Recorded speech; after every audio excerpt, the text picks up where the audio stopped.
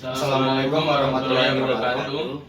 Perkenalkan, kami dari kelompok 10 MIB 2022 ingin melakukan tugas pengabdian masyarakat dengan tema pendidikan anti korupsi. Di sini ada saya Kevin Cahyo Pratama dengan NIM 051.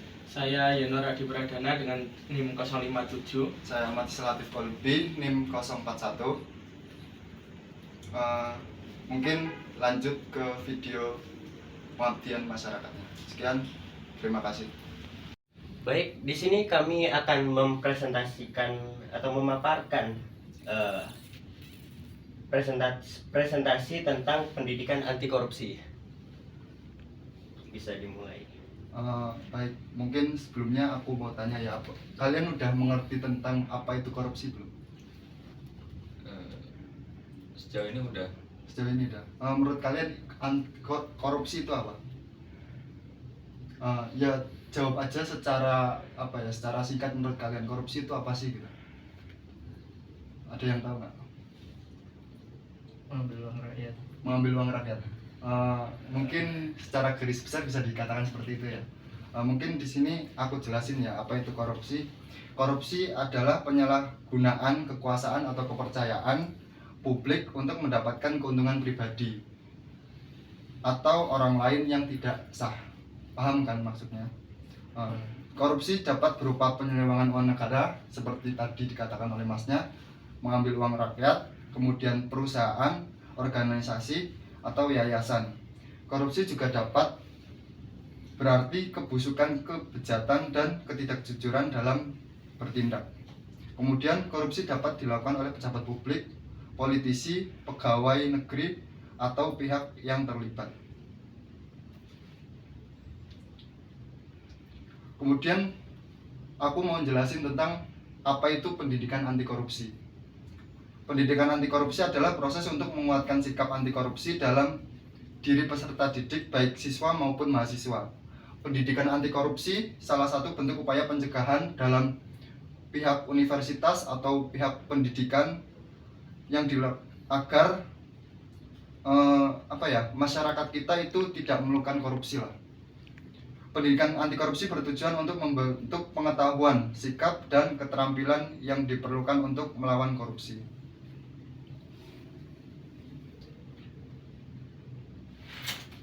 Mungkin selanjutnya bisa dilanjutkan teman saya. Ya. Selanjutnya ini ada dampak-dampak dari korupsi. Dampak-dampaknya ya, yang pertama, korupsi itu mengurangi investasi. Kenapa? Karena korupsi dapat menimbulkan ketidakpastian dan resiko bagi investor. Pemberian suap atau praktik korupsi lainnya dapat menjadi beban tambahan bagi perusahaan yang ingin berinvestasi. Investor cenderung enggan berinvestasi di lingkungan di mana korupsi merajalela karena dapat merugikan keberlanjutan usaha dan potensi keuntungan. Dampak yang kedua yaitu korupsi menciptakan kesenjangan sosial. Korupsi dapat mengarah pada distribusi sumber daya yang tidak merata di masyarakat. Pelayanan publik yang seharusnya merata dapat terkonsentrasi pada kelompok atau individu tertentu yang memiliki akses atau kemampuan untuk memberi suap. Selanjutnya ada korupsi menciptakan kemiskinan. Dana publik yang seharusnya digunakan untuk proyek-proyek pembangunan dan kesejahteraan masyarakat dapat disalahgunakan melalui praktik korupsi. Lalu ada korupsi menghambat pembangunan fasilitas umum. Itu terjadi karena dana publik yang diarahkan untuk proyek-proyek pembangunan seperti infrastruktur jalan atau jembatan dapat diselewengkan atau tidak dimanfaatkan dengan efektif karena praktik korupsi. Pembangunan fasilitas umum tertunda atau tidak optimal dapat merugikan pertumbuhan ekonomi dan kesejahteraan masyarakat. Lalu ada dampak yang berikutnya yaitu korupsi menghambat demokrasi dan supremasi aturan. Praktik korupsi dapat meronggong kepercayaan masyarakat terhadap lembaga-lembaga demokratis dan proses pengambilan keputusan. Lalu dampak berikutnya, korupsi memungkinkan berkembangnya organisasi kriminal dan terorisme.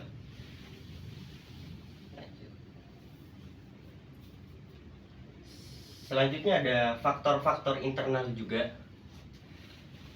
Yang pertama, kurangnya kesadaran hukum. Itu penyebab terjadinya korupsi.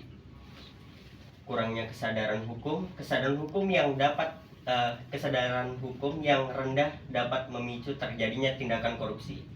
Lalu faktor yang kedua, kurangnya pengawasan dari pihak yang berwenang dapat memicu terjadinya tindakan korupsi.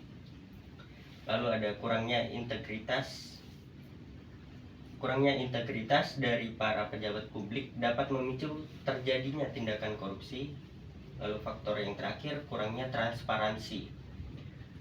transparansi dalam pengelolaan keuangan negara dapat memicu terjadinya tindakan korupsi. Next.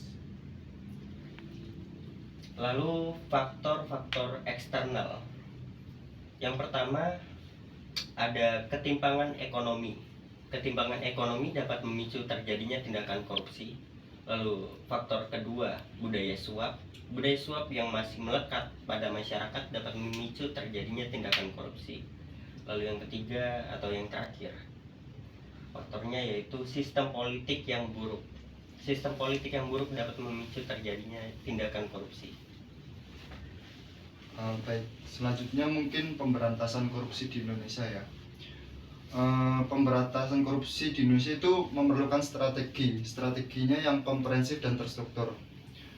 Seperti KPK telah menyusun rencana strategi upaya penguatan sistem anti korupsi yang komprehensif untuk periode 2020 hingga 2024. Rencana strategi ini mencakup ada 3 model.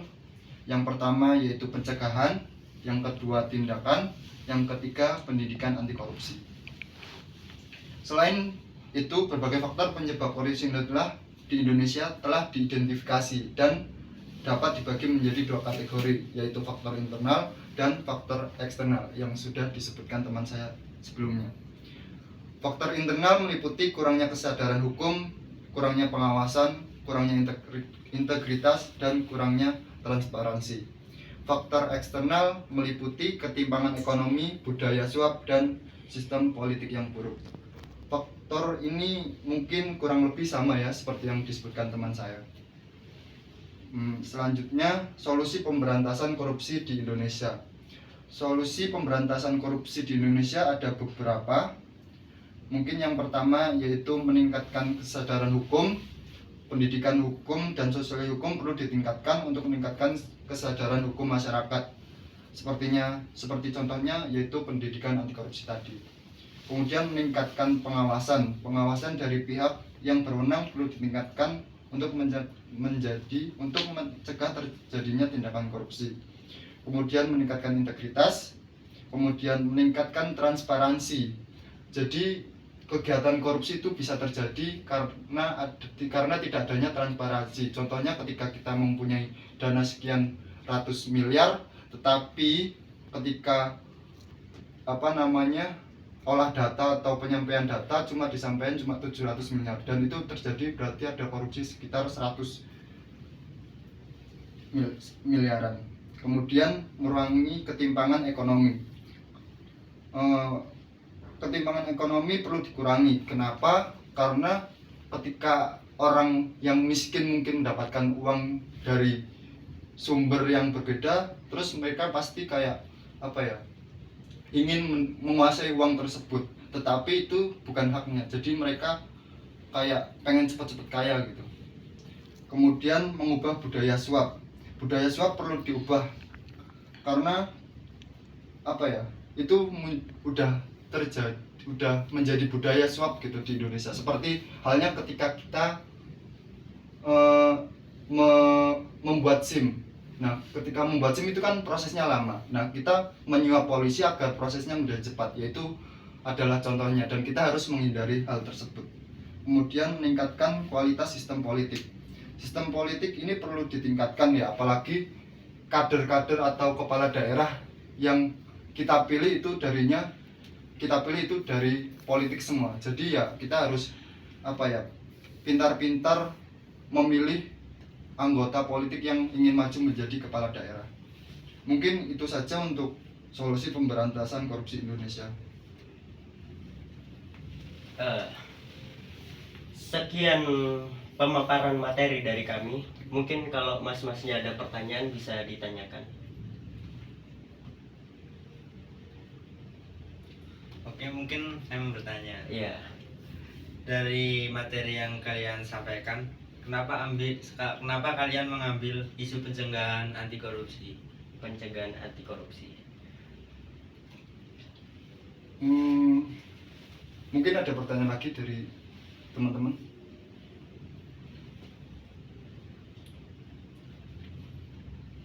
Bagaimana peran masyarakat dalam terjadinya pencegahan korupsi? Mungkin aku jawab dulu dari Mas Evan ya. Kenapa kami tertarik mengambil materi tentang pencegahan anti korupsi? Pencegahan korupsi itu adalah tonggak utama untuk menciptakan masyarakat atau pemimpin yang adil, berkembang dan berkelanjutan. Kenapa? Karena korupsi menurut saya itu merugikan orang lain, merugikan saya sendiri juga. Apalagi ketika mereka yang korupsi itu di tingkat pemerintahan, dan itu tidak hanya merugikan satu orang, tapi merugikan banyak orang. Jadi menurut saya isu pencegahan anti korupsi itu sangat penting. Mungkin cukup jawabannya. Selanjutnya tentang pertanyaan peran masyarakat dalam pencegahan anti korupsi. Peran masyarakat dalam pencegahan anti korupsi mungkin bisa dimulai dari masyarakat itu sendiri ya. Dengan kesadaran mereka itu bisa mencakup usaha dalam pencegahan anti korupsi. Seperti halnya dia tidak melakukan suap ketika melakukan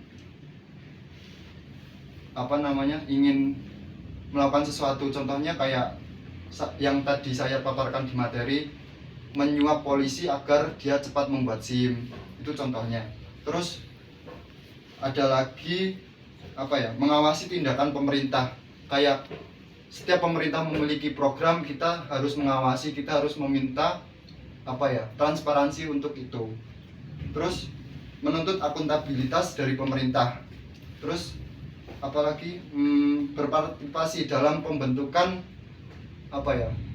pemimpin lah yang memang mau menjadi pemimpin dalam pemerintahan. Mungkin itu saja sih jawaban dari saya. Mungkin cukup jawabannya. Baik, terima kasih. Mungkin cukup sekian dari agenda yang kami lakukan.